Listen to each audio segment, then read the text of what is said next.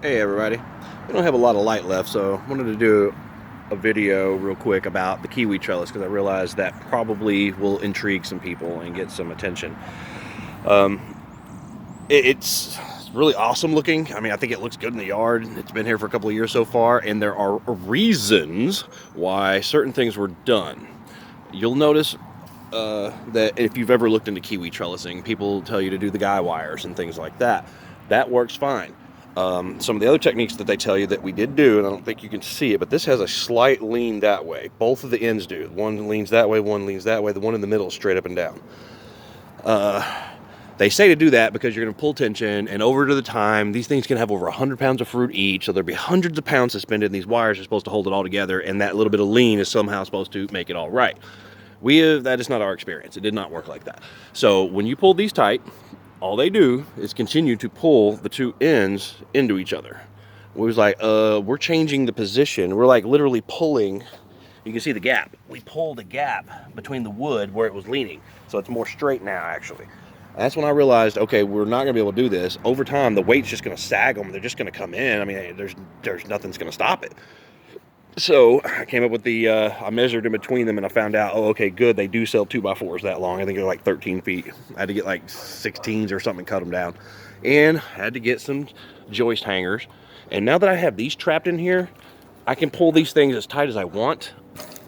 And it's fine because it can't compress. It can't pull these ends into each other anymore because it has to smash this first.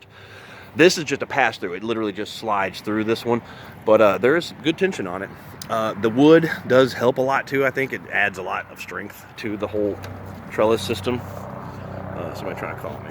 Get off of there. And then how we actually built it was, it's a pressure treated 4x4 and a pressure treated 2x6, I believe. Not a 2x8. It might be a 2x8. I think it's 2x6. I just measured down and I literally took a Sawzall and I notched this out. Did the two carriage bolt sort of deals, right? And then just bolted it together. So it's sitting, it has to shatter this wood to come out of there, right? On the down pull. Pulling, I did the cuts on this side, so it pulls that away and it has to rip that off. You know, you just build it what makes sense to when you're constructing things.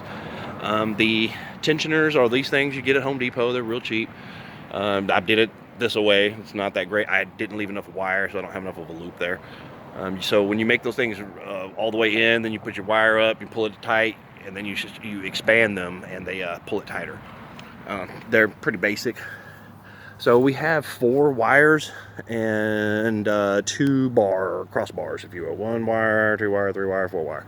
And we thought that would be sufficient.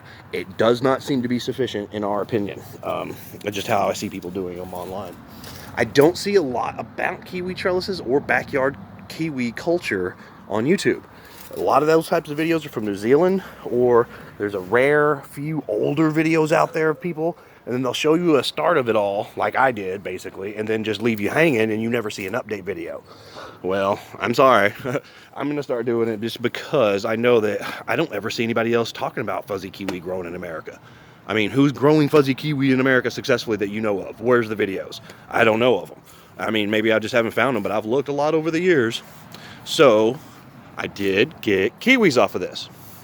I would have gotten a lot more sooner had I not done what I did and left them to, when I planted them, I just let them grow. I didn't have the trellis built. They just kept throwing out stalks, and they turned into these giant mop heads, you know, bloop, bloop, and you couldn't hardly walk around them because they were all stretched over into the aisles and things. And so again, once we finally got that done, I had to cut everything back, and you can see the difference. This guy's really girthed up compared to where this was. This is already smaller than that by a large percentage. And yeah, then this is actually the 2nd year of this. It's only been a full year of it being single trunk, and they're actually responding pretty dang well. I don't think this is how you're supposed to leave them, all knotted up and ugly like this. I'm not too concerned about making it laser straight and getting perfect cordons like you see with people who do grapes. I'm not worried about that yet. I mean, if I need to get into that later, I just need this wood to get bigger. Wood can't support fruit unless it's got girth and size and age. And you know, if it does anything before, that's fine. And by the way, this is a male, and I think I've said that on my early videos. It has to be a male kiwi, and you have to have a female and have kiwi. The male flowers, obviously, that's why I got kiwi. They started flowering. This is their last year was their second year to flower. This spring will be their third. The third year I ever saw flowers. Out of the coming up on 5 years. Is it 5 years? Yeah, 5 years that they've been in the ground. 5 years in the ground. It took 2 or 3 years to see flowers. And I'm in my second or third year of that, or coming into it. Chicken digging. I don't think I didn't have chickens either back whenever I started my videos, but we did have a flock there for a while. We had 4. 2 winters ago, not this past winter, but the winter before that. It might have even been the one before that. It might have been 3, because these birds are coming up on 5 years old. We lost 2 of them to predators.